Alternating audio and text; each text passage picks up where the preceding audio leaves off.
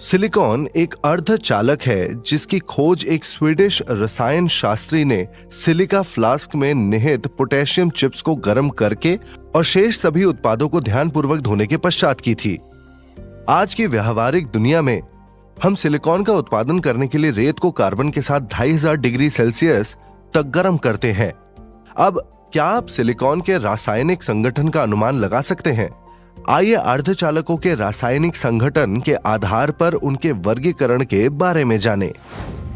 इस वीडियो में हम सीखेंगे कि अर्धचालकों को उनके रासायनिक संगठन के आधार पर कैसे वर्गीकृत किया जाता है और हम विभिन्न प्रकार के अर्धचालकों के उदाहरणों पर चर्चा करेंगे और तात्विक अर्धचालकों और यौगिक अर्धचालकों के बीच अंतर भी देखेंगे।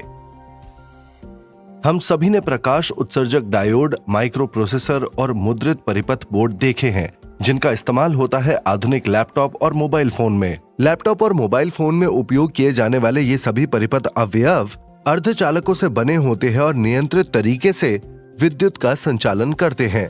20वीं शताब्दी के आरंभ में विद्युत परिपथ में डायोड और ट्रांजिस्टर के बजाय निर्वात नलिकाएं होती थी। धारा के नियंत्रित प्रवाह में उनके व्यापक उपयोग के बावजूद उनमें कई खामियां थी। वे भारी थे, उनका परिचालन वोल्टेज उच्च था, लगभग 100 वोल्टेज। वे अधिक मात्रा में विद्युत की खपत करती थी। उनकी आयु बहुत सीमित थी, उनकी विश्वसनीयता कम थी, वे भौतिक रूप से भंगुर होती थी। आजकल उपयोग होने वाले अर्धचालक घटक जैसे एकीकृत परिपथ, मुद्रित परिपथ बोर्ड, डायोड, ट्रांजिस्टर आदि में अर्धचालक अंतर्निहित होते हैं जिन्होंने निर्वात नलिकाओं या वाल्वों की कमियों को दूर किया है। इनका आकार छोटा होता है, इनका परिचालन वोल्टेज कम होता है, ये कम विद्युत खपत करते हैं, इनका जीवन काल लंबा होता है, इनकी विश्वसनीयता उच्च होती है, ये कम भंगुर होते हैं। रासायनिक संगठन के प्रकार के आधार पर अर्धचालकों को तात्विक अर्धचालक और यौगिक अर्धचालक के रूप में वर्गीकृत किया जा सकता है। सिलिकॉन और जर्मेनियम तात्विक अर्धचालक के सबसे सामान्य प्रकार हैं। यौगिक अर्धचालकों को आगे अकार्बनिक यौगिकों, कार्बनिक यौगिकों और कार्बनिक बहुलकों के रूप में वर्गीकृत किया जा सकता है। अकार्बनिक यौगिकों के उदाहरण कैडमियम सल्फाइड, गैलियम आर्सेनाइड और कैडमियम सेलेनाइड है और कार्बनिक यौगिकों के उदाहरण एंथ्रेसीन और अपमिश्रित थैलासायनीन्स हैं और कार्बनिक बहुलकों के उदाहरण पॉलीपेरोल, पॉलीएनालीन और पॉलीथियोफीन हैं। तात्विक अर्धचालकों के बारे में तथ्य। तात्विक अर्धचालक आवर्त सारणी में समूह 14 के एक परमाणु प्रकार के आमतौर पर सिलिकॉन और जर्मेनियम से बनते हैं। तात्विक अर्धचालकों में इलेक्ट्रॉनिक और प्रकाशिक गुणों की एक विस्तृत विविधता होती है और इसलिए यह इलेक्ट्रॉनिक घटकों के डिजाइन में बहुत विविधता प्रदान करती है। प्रारंभ में ट्रांजिस्टर और डायोड के लिए अर्धचालक बनाने में जर्मेनियम का व्यापक रूप से उपयोग किया जाता था।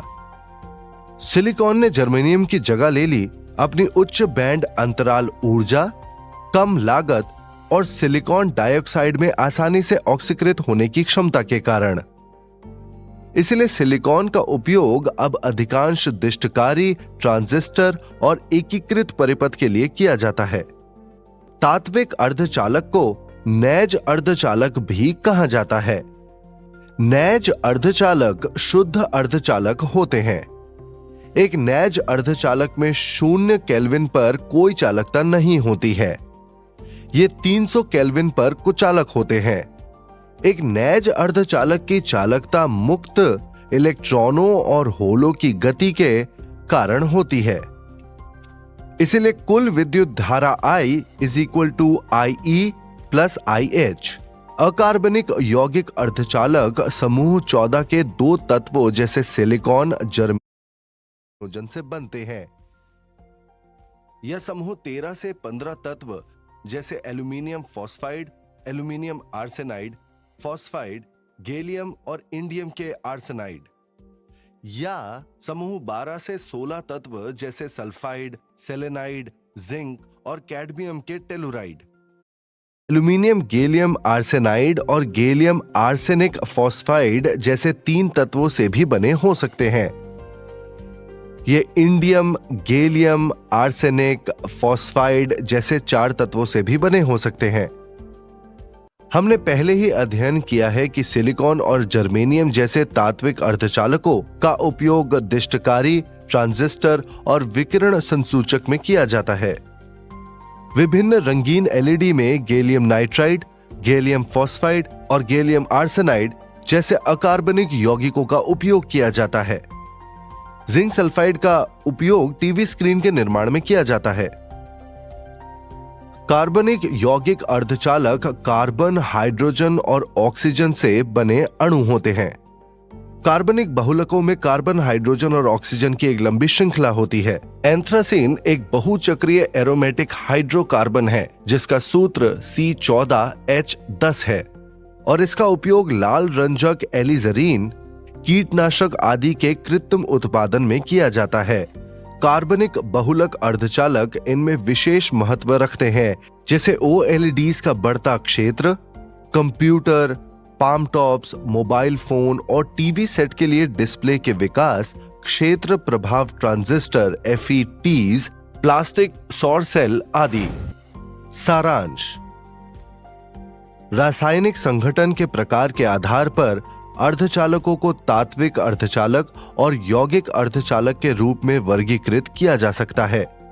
सिलिकॉन और जर्मेनियम तात्विक अर्धचालकों के सबसे सामान्य प्रकार है। यौगिक अर्धचालकों को आगे अकार्बनिक यौगिकों, कार्बनिक यौगिकों और कार्बनिक बहुलकों के रूप में वर्गीकृत किया जा सकता है। तात्विक अर्धचालक आवर्त सारणी में समूह 14 के एक परमाणुक प्रकार के आमतौर पर सिलिकॉन Si और जर्मेनियम Ge बनते हैं। यौगिक अर्धचालक समूह 14 या समूह 13 से 15 के तत्वों या समूह 12 से 16 के तत्वों के 2 तत्वों के संयोजन से बनते हैं। सिलिकॉन और जर्मेनियम जैसे तात्विक अर्धचालकों का उपयोग दिष्टकारी, ट्रांजिस्टर और विकिरण संसूचक में किया जाता है। अकार्बनिक अर्धचालकों का उपयोग विभिन्न रंगीन LED, टीवी स्क्रीन आदि बनाने में किया जाता है। कार्बनिक बहुलक अर्धचालक इनमें विशेष महत्व रखते हैं, जैसे OLEDs का बढ़ता क्षेत्र, computer, palm top, mobile phone और टीवी सेट के लिए डिस्प्ले के विकास, क्षेत्र प्रभाव ट्रांजिस्टर्स FETs, प्लास्टिक सौर सेल आदि।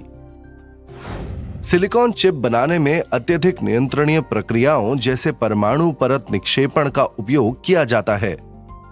ये प्रक्रियाएं एक समय में केवल कुछ परमाणु परतों को जोड़ती या हटाती हैं। वास्तव में आज के सबसे उन्नत चिप 5 नैनोमीटर जितने छोटे हो सकते हैं, जो कि रेत के दानों से हजारों गुना छोटा है। और जानने के लिए जुड़े रहें।